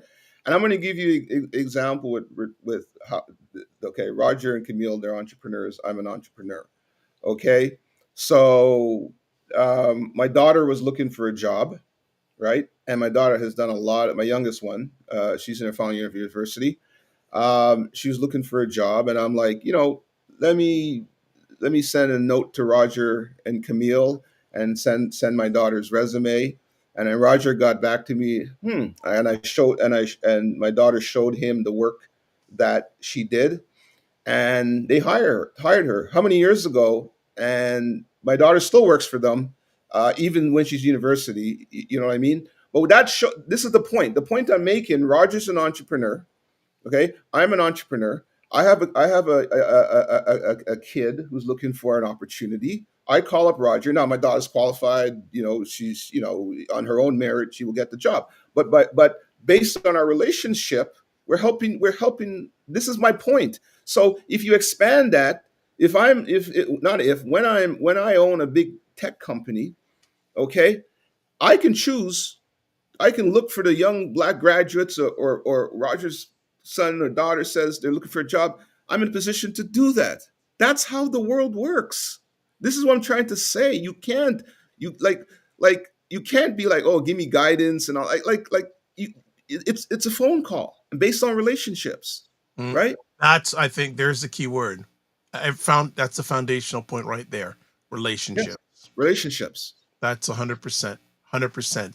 Frequency for event promotion says, I appreciate Matthias' question. We can make this happen by providing wage incentives that encourage employers to hire talent in the long term for the long-term attractive hourly rates. I agree with that, but I think even before that, we got to get our minds right. Before even that, we've got to get our minds right. Even before we get to that point, um, I'll just say there's a lot of trauma going on with a number of people. We, eh, let's Roger Dundas. I know you're watching. You know what I'm talking. My question is a lot of times, why do we think other people's ice is colder? I'll leave, I'll leave it at, Yeah, exactly. I'll leave it at that. Exactly. Nurse Case says, I need to call in next time. Yes, you do. Cannot today. My comment about having a degree was not meant in that context. I know there are a lot of comments, so it comes in late. Okay, no No problem. problem. And I would say Oh, to no, that, I would say to that, absolutely. And I'm welcoming you to come in, any of you to call in. and I would say also to that is that when you text sometimes, I understand what you say. When you text sometimes, it doesn't fully articulate Yeah, what you're saying. that's why people need to call in. They can give some body to it. But Yeah, Ray says, and that ownership starts with land and property, which can be leveraged. Living in 100%. living in spotty enclaves in the suburbs is not the path to economic growth and strength. You got to invest. Ray says, nepotism 101, the foundation of building a strong community. And Yep. I knew, Roger, you're gonna go It's true. LOL. ISIS. When I first told Roger, I think it was Roger and Camille that to say, they laugh so hard, and every time I say that to Roger, he continues to laugh about that. But No, actually, Roger, I was having a call with Roger. Roger told me that too, and that's brilliant. The ice is cold, but listen though, that comment, Dr. Vibe, you're saying has so much truth in it. Your comment is so fundamental to a problem that we have in the community. It sounds funny, but when you think about what you said, their ice is colder. This is a problem which you've identified in a fun way, but I think you've identified a problem where people will laugh and say, "Oh, that's funny," but if you really sit and think about it, it's a really powerful statement in terms of their ice is colder. so Roger says, yeah, but seriously, what happened to PACU, which is a Pan African Credit Union? I don't know. I Never don't even know. heard of it. Never even heard of it. Yeah, they were. What was the gentleman's name who was behind that? I can't. He was on the show a while back, and that's at least a year and a half to 2 years ago. There was an initiative to start a Pan African Credit Union. I have not heard anything It's in the last. probably a money issue. What happened after I would suspect, this is just a total guess. I would suspect after COVID and when Trudeau was giving away all that money, maybe they thought they were going to get a grant or whatnot. But these things take time, Yes, and yeah, they do. yeah, Yeah. with the environment changing, they realize they're not going to get any money, so they can't be done Well, because you yeah. don't have enough investors in the black community to fund these type of things. So just building on that in regards to how the tide has changed, especially with federal government money, I've been told by reliable people that the government ain't giving money to us like they used to, and They won't. allegedly they're going to Mhm. be much more diligent. We'll see in regards to and following up with where the money's going. We will see, because I've heard that before. Well, Carney's not. Carney is I think Carney's the best guy for the job because he's not a politician. He's a manager, right? Yeah. And from what I'm seeing here is that when the budget comes, right, they're looking to have fiscal discipline. All these social programs that are in like let's say, not talking about healthcare, but all these social programs giving away money to community, those things are gone.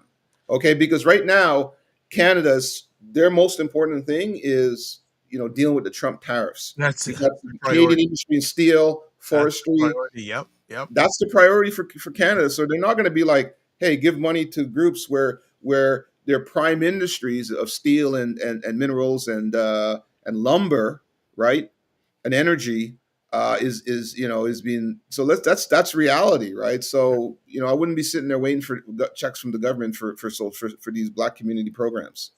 Okay, Frequency of Event Promoter says, worked with a program that provided career-focused opportunities for young professionals. The only negative, the funding was less than Exactly. less That's than the 5 months. point. An employer would not look to rehire. Well, again, That's the point. this is why we have to build our own, and I haven't heard this word for a while, ecosystem. Exactly. So we don't need that. Like, take the money, build your foundation so it can run without that help. That's exactly right.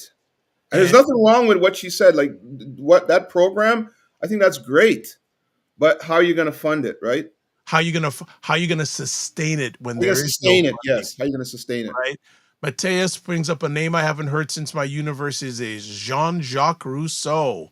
Oh my goodness, that's going back in the past from the past. Oh, Ray has an update. Paku died. See, there you go. I told you. Stop. The deal was great on paper, but not properly executed. It was a well-kept Yeah, secret. that's exactly what I thought. Died. COVID money Wow. died. Yep. Wow. I'm not going to be I'm not surprised. No, yeah, of course. I'm not surprised. I'm not surprised. My man, there's so many other things that you got to come back for a part 2. And it's sooner rather than because Anytime. I have, okay, I'm going to bring up this conversation point. Yeah. Define the difference between begging for equity and building power. I mean, that's broad, but the president of Ghana, in a speech back a couple years ago, made the comment, Africa has to stop begging. And what he was trying to say is that he said, for example, there's more Africans putting their money in London, wealthy Africans, than they are investing in their own community. What he's saying, what he said, and it's a great speech. And actually, I actually include that speech in the epilogue, I believe, in my book. But what he was saying, if I can remember, was that we have to stop begging and we have to invest, right, and work with our own community to build our own power base. That's really what he's saying, because he says begging doesn't work. He says begging has an adverse effect on you, right? Not only doesn't work, but it actually it has a negative impact on you because it casts you in a light that you're a charity case. You guys can't figure out what every other group has figured out in terms of how to get power. So I would if you Google up the speech from the president of Ghana, he did a speech. I think it was the African American Forum in Washington. I think in the second year or something of the Biden administration, and Kamala Harris was. So if you Google that and read his speech, I think that is I couldn't do that justice. He has the best explanation for you, and you can find the internet. Just President of Ghana speech. Stop begging. Google will give it to you. For people who are watching live, this is what the article looks like. And again, if you look in the comments section, there's a link to the article, or you just go to buyblackspot.com and put in Bay Street, and you'll find it's actually on the front page right now as we speak. Ray says, one of the challenges in Afro-Canadian environment is that our children are disconnected from that immigrant mindset. Yes, Our yes. growth is going to significantly stagnate going forward. So true, so true. And one of the things, Ray is absolutely, one of the things I do with my kids, they are absolutely in touch with who they are, where they've come from, and the work ethic. Okay. And those things are fundamental. So yeah, I think a lot of, maybe it's a lot of Black kids just don't understand that immigrant work ethic is what's made all these immigrant societies succeed. And once you start getting away from that, and that's about fundamental discipline. Discipline, if you have fundamental discipline, you understand discipline, you're going to get what you want. There's a quote going around about discipline gets you on, non-discipline doesn't get you what you want. And I think that's a very, very, very good point. It's work ethic, right? Very, very true. Very, Yeah. very, very true. Let me see if I can pull out one more thing I want to. Hmm. Okay. If you had to pick three metrics Bay Street firms should publicly Mhm. report quarterly, what would they be and why? I don't know. In the context of the DI thing, Yeah. or Yeah. yeah. You know what? If you look at the article, the Globe and Mail article is, I think, is embedded in there, and they have the metrics. I don't. I mean, I can obviously pull it up right now, but I would just think, how many entries at lower levels of people of color are they hiring? You may want. I think that's the first thing, right? Because the way to get yourself to the top is that you actually have to come in and have a position and move yourself, and then the other metric is how many of these people they're promoting. I think what's fundamentally wrong with the BNI thing, if as I see it, is that it's top down, where they're like, okay, put this black board member in here. Put no board membership comes via relationships. Okay, a lot of power relationships. It's who you know, and stuff like that. So if you're not in that world, it's very difficult for you to get those particular positions. But yeah, I would go to the Globe article and see what their metrics are.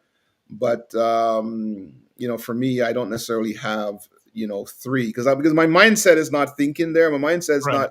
not there. So it's hard for me to give justice to your question. Let me ask, we've you've given your take on the pushback and legal challenges of DEI. How Yeah. should Canadian firms navigate risk while staying committed, if you feel they should? If they should stay committed to DEI. Yes. Well, I think firms have to understand, DEI should be made as an economic question, right? And if you put it as an economic question, that if you have a bigger pool of people to choose from, and if you have a bigger pool of people with different views, come from different ethnic groups, right? We live in a world right now where we are a diversified, diverse community. Yep. So we have if you make DEI like an economic argument, right? What you're basically saying is that you're lowering risk because you are understanding the market better, because the market is a diverse market, and you're there to make money. So whether the person's black or white or Asian or whatever, okay, that's your market.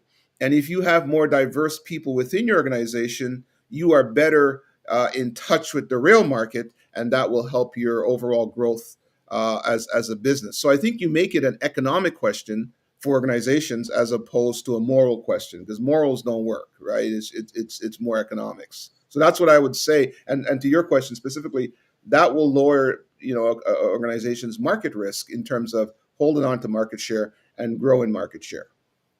Okay. What's next up for Perry? Actually, you were, actually, there were some questions at the beginning we can get back to, because I definitely have a part two of this, and I'm going to speak with you offline because there's some Yeah. different conversations. So let me go back to the beginning when you were talking about AI, Yeah. because we had some questions back at the beginning. Oh, okay. Food plane.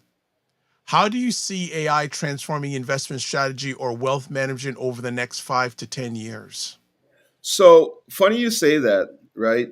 Um, I think Dr. Vibe, when I gave you the software to demo, I had an example of how I did a portfolio allocation Yep. using my software. I think what it's already doing. If you look at Wealth Simple, for example, what AI will do is allow people, right, to become their own, portfolio managers.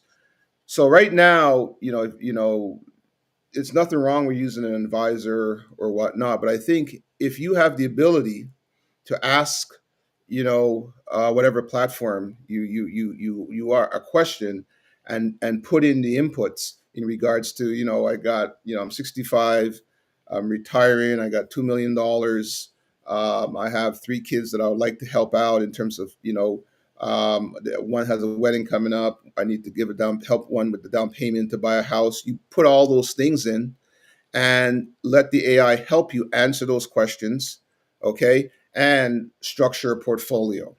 That's how I see AI will change it. And funny, that's exactly one of the things my software does. There you go. There you go. Come on, man, you teed that one up for me. I just share them out. Food plane day, food I just plane. share it out. Yeah, Food yeah. Plane has a comment says, love how he connects traditional finance with modern AI. Not something you hear every day.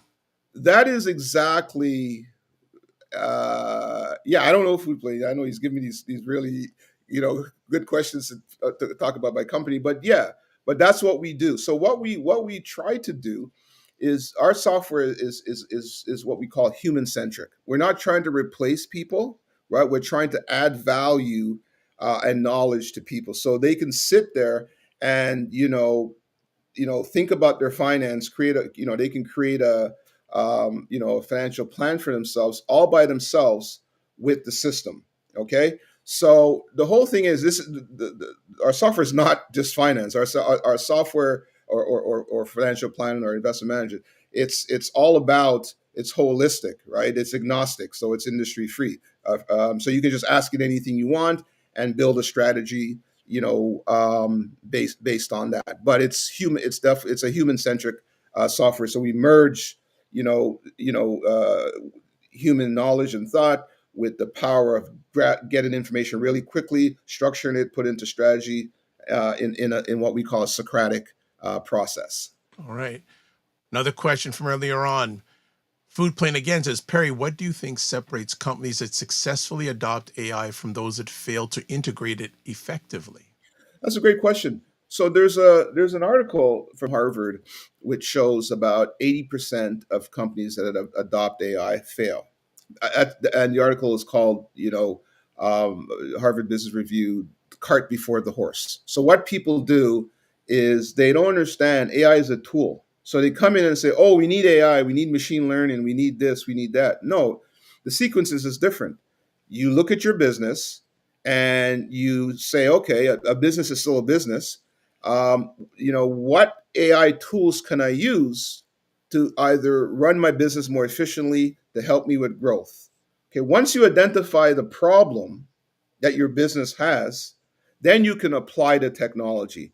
You don't apply the technology first and then try to solve the problem. You have to first identify the problem, okay, and then look for the solution, whether it's AI, sale, whatever it is. Mhm. Okay, so that's how you should do it. And Dr. Vibe, the piece of software that you're using right now, AI One, the whole fundamentals of that is first identify the problem. If you don't identify the problem, you're gonna waste a lot of time. Okay. Food Plane again has a question for you. Yeah. Giving you good testing, human testing on 6AI. He goes, Yeah. how do you see AI transforming investment strategy, wealth, or wealth management over the next 5 to 10 years?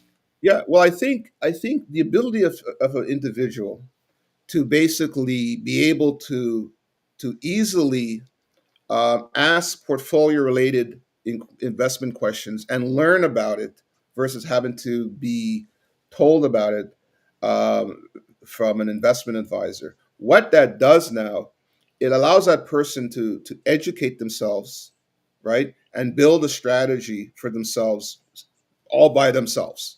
Okay. And so now they can get to trust themselves because really the same information that the investment advisor doesn't have a magic wand or whatnot. All they're doing is they have a source of knowledge, okay, reports, whatever, and they take those things and they come back to you and tell you this is what you should do. Imagine if you can just access that same information, by a click of a keystroke, you can read, right? And then you read that stuff, you build your strategy online, and you do it yourself, right? So it's happening, right now. And the proof of that is Wealth Simple, right? Wealth Simple. I don't know if anybody's seen that commercial. And Wealth Simple says, hey, you can do this yourself. If you invested, X amount of dollars, 100,000, 15 years from now, it's worth X million. if you remove the fees that you have to pay for the investment advice, it's like 30% more. Mm-hmm. That's a powerful, I think that's one of the greatest, that's a powerful ad. So what technology will do, well, technology will allow you to access the investment information, help you understand it, and frame it for you in a strategy so you can manage your money yourself. There you Right? go. Even any particular investment or whatnot, because strategy is agnostic, right? Everybody has to have a strategy. So the whole thing about applied intelligence is being able to apply your intelligence, including machine intelligence, to the task that you want. And I think that's how it will change it. Okay. Frequency of Event Promotion says, great show, Dr. Vibe and Ryan. Ray, the driving force, one of the driving forces today, says, great conversation. Perry raises the level of our thinking every time he is on. Challenges us to break doors down instead of knocking on them. Have a great day, folks. I love that. Break doors down instead of knocking on them. I love that Exactly. thought. Yeah. Frequency says, excuse me, thanks, Perry, for sharing your worldview. Ray says, this new keyboard is killing my grammar. No problem. And I would say out there, one of the things, particularly for entrepreneurs, anybody, even for that person who has a university degree and looking for a job, you can send, Dr. Vibe a note, or you can contact me, and I'll be happy to allow you to demo the software to see Oh, wow. how it. Yeah, what we can do. Maybe we can sort of maybe You know do what a we could do? trial offer with Dr. Vibe We or we whatnot. should do a giveaway offline. We Yeah, could do some sort of incentive. yeah, yeah, Yeah, let's yeah, talk about it offline. Let's talk. yeah. I think That's fine. I have something tied in that we could maybe cross promote on that.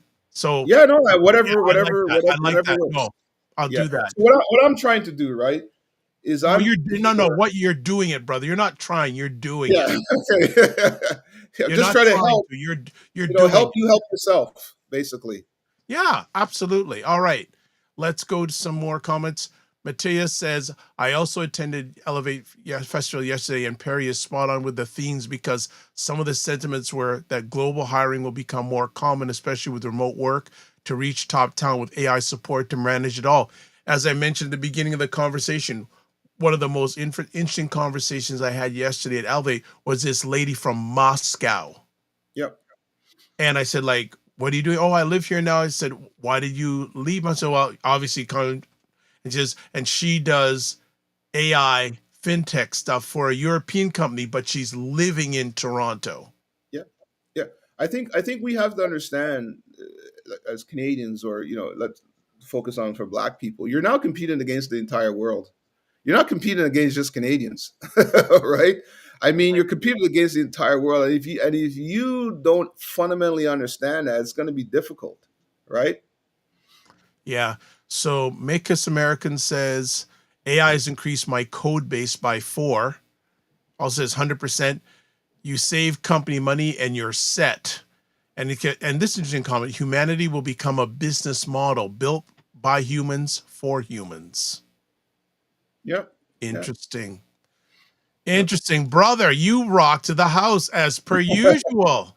No problem. I No problem. hope you enjoyed the conversation. Yeah. Yeah. Excellent. I definitely did. It's all good. So, Anytime. The reason why I said let's do when you asked, but the article, let's do it tomorrow because it's important. The article came out this week, so we want to keep the momentum. yes, And 100%. on LinkedIn, I'm seeing like we're getting a lot of likes on LinkedIn. I just wish people would give their perspective and add their comments in. But Yeah, it's the one thing to article's like, doing it's real another thing to good. make a comment. Comment Make on it. a comment, yeah. Comment. And what I will, and again, I will right now share the information on all the comments. Share like the buy blacks. Share from like the buy I've got blacks. I've got it. I'm gonna put it in the comments section on all the platforms that are Yeah. watching this Yeah. live or on replay. So I've just put it in the Okay, I think it's just gone out. Yeah, it's in the comments section on all the platforms you're watching this live or on the replay. So it is there. Yeah.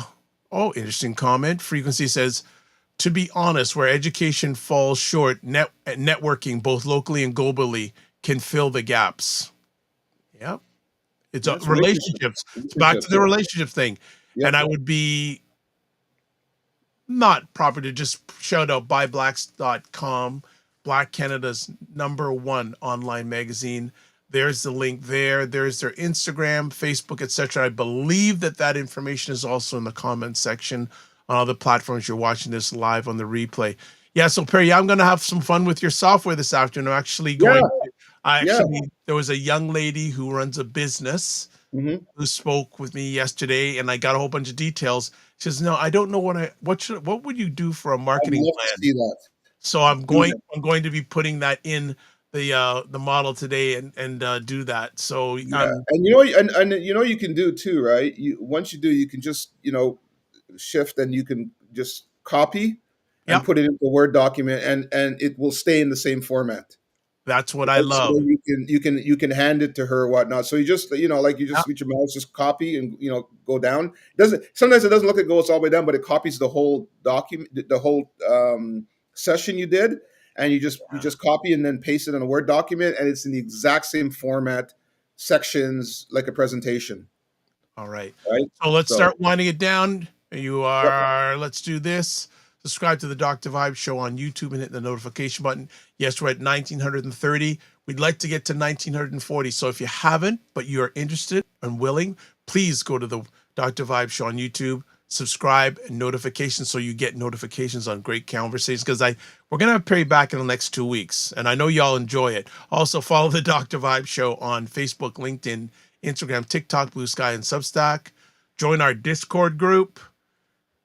Email me at dr.vibe at the drvibeshow.com or click on the link. Advertise your business, product, or service on any of the platforms I'm on. Feel free to email me. I will put it up again. There's Perry's website, email information. Here's the information for the article is there. I'm doing the full roll. Buy Blacks information is here.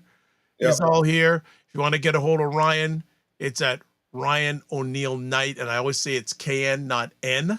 RyanOneilKnight.com, Ryan Oneil Knight on LinkedIn, Instagram at Ryan.Knight99, email address work with me at RyanOneilKnight.com.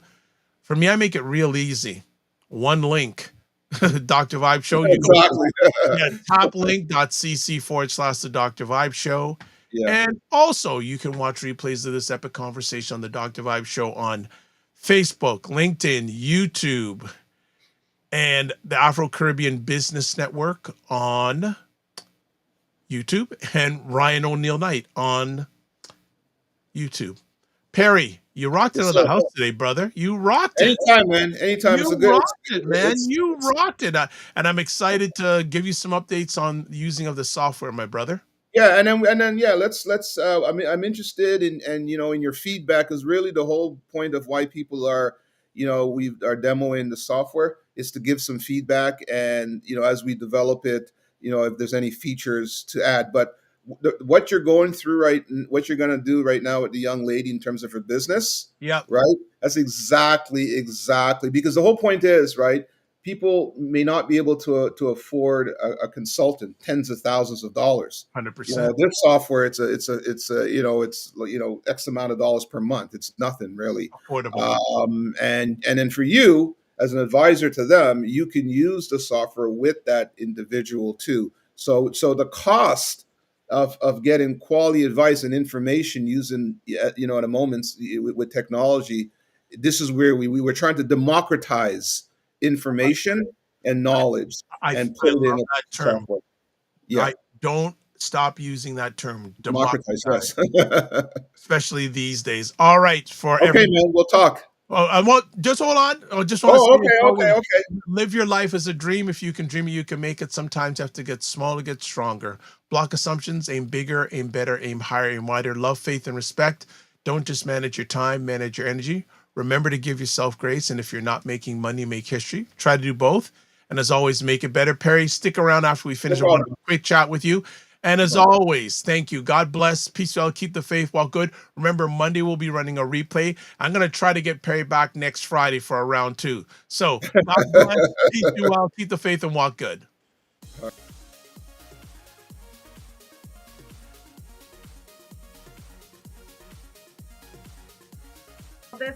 This whole thing of using your business with plant-based products, don't you think your life should reflect that too? Juke him, Carolyn. Juke him.